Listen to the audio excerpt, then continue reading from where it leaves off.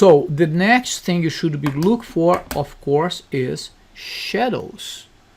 Shadows.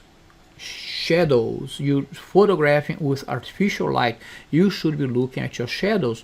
Does the shadows reflect your vision to the images? Do you gonna go back to this again, right?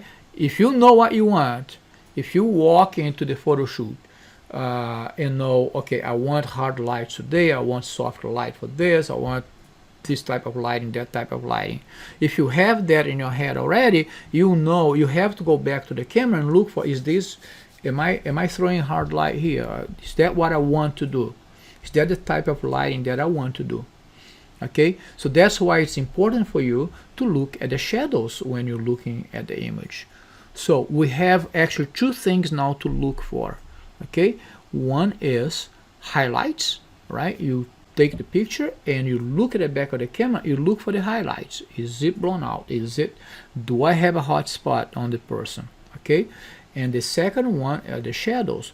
Also, on the topic of shadows, be very careful with hands when the hands are close to the face.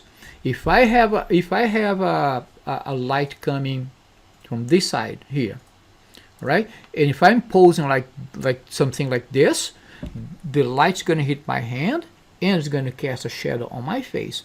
Unless that's what you want, you should be watching for that, right? Even here on the shoulder sometimes, right? If you have something like this, the light will hit here and will cast a shadow on the shoulder.